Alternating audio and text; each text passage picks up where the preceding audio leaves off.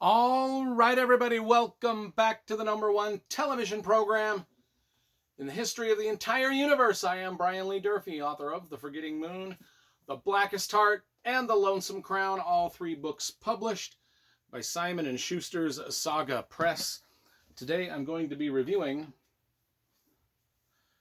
For the Sake of Elena, or The Sake of Elena. You choose whichever one you like. This is book number 5 in Elizabeth George, her Inspector Linley mystery series set in Great Britain. Let's talk about the cover first, because you know I love graphic design and cover illustration. The covers are all right. They've got this little thing up here at the top that says, what does it say? Now a companion addition to the mystery presentation. I don't know what that means. I think they're referring to the TV adaptation that aired in Britain some 20 years ago. Now, I did watch all of the Inspector Linley TV shows, but that was so long ago I don't remember them. But I have read all of these books once before, so I'm rereading them for the channel. We're up to number 5. Came out in 1992. A couple of cool things in the book are that there's a map of Cambridge where the murder takes place. This is a British murder mystery series. And I do have all of my Elizabeth George novels signed by the author, because I did meet the author at one time, and I took my whole book collection to have them signed. So this one says, I think this one says, to Brian, best wishes in Salt Lake City, Elizabeth George. Got the entire Elizabeth George collection over here. I've done several book reviews of her books already. Anyway, now we're to number 5, For the Sake of Elena. Let's talk about this book here. So Elena Weaver is our murdered person, our victim. She is killed. She is a young girl, a young college student, deaf. Her father works at the college. Their father is part of the aristocratic. One of the themes of this book is, there's a class system in Britain. There's upper class and then the lower class. Kind of plays out in this book, not only amongst the characters that are involved in the murder mystery, but then our 2 investigators. So Elena Weaver is murdered, as one of the investigators calls it, a nice little murder.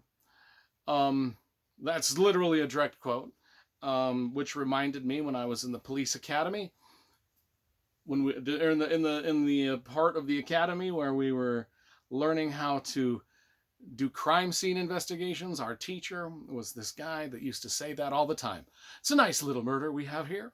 In fact, sometimes he would talk about murders that he had solved, and he would get glee in his eyes as he would discuss these murders. It was such a great murder.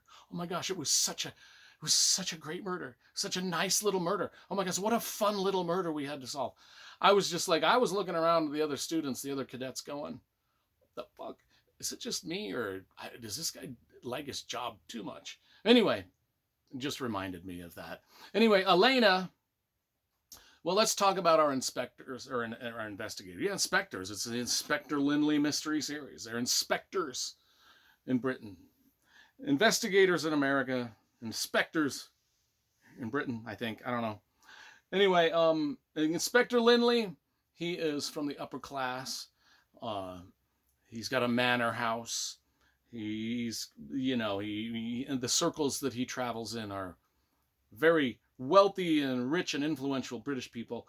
And then his partner, Barbara Havers, is not that. She comes from the gutters of London and is always, so they clash. Their personalities clash, but they have some respect for each other. And that's part of the fun of this mystery series, is just the frustration they have with each other as they're investigating these mysteries, to the tune of some 20 books now. I think 21, I don't know.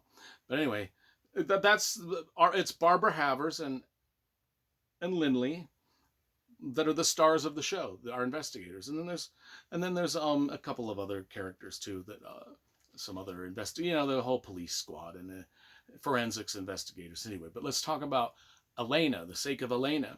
She is this headstrong young girl. She's deaf. most kind of people see her as kind of like this naive, like vulnerable, nice girl who's just got this, debilitating sort of handicap that everybody's kind of like coddling her over it. And, but that's not who she is. She's living a double life. She's kind of like this reckless, manipulative, dangerously flirtatious slut. That's what they call some of the characters. Is like this bitch was a slut, and that's kind of what we're dealing with. Is like she's murdered, but why? What's going on? Why is she murdered?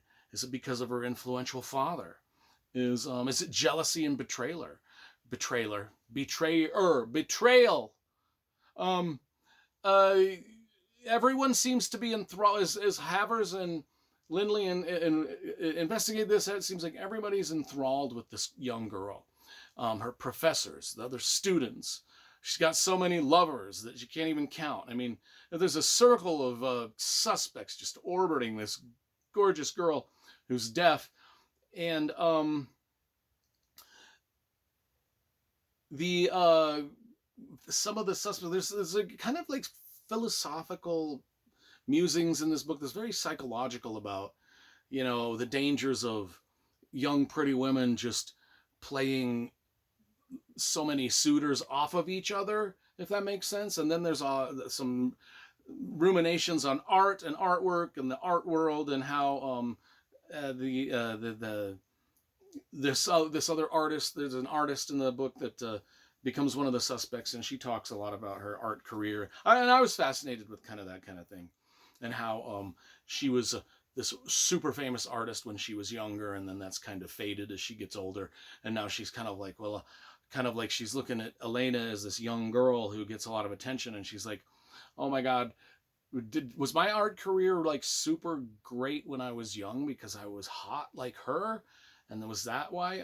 That's kind of some of the stuff that was talking about in here, and I liked the book a lot, and there's a lot of characters. One of the things that Elizabeth George does is she puts many suspects, many red herrings, many things going on in this book. And it's great. I mean, in the descriptions of Cambridge and England, one of the reasons I like Elizabeth George novels, they're all about 500 pages. And then the later ones, the last 10 or so, are like almost 1,000 pages. So she really gets into the nitty-gritty detail of describing everything that's going on at all times. Like if you're walking through a foggy British countryside, she's going to describe it for you. She's going to make you feel like you're there. And the characters and the dialogue and all of the just a lot of characters. That's one of the things is every time I go back to a Elizabeth George book, I just remember how many characters she actually puts in these things. Makes it a whole world. Each book is a whole world unto itself. I like like I said, she's in my top 5 favorite mystery novelists of all time. For the sake of Elena, whatever you want to call it. Great book. Fits right in there with all the other books. I'm going to give this one a 9.5 out of 10. Certainly great entry into the Inspector Linley series.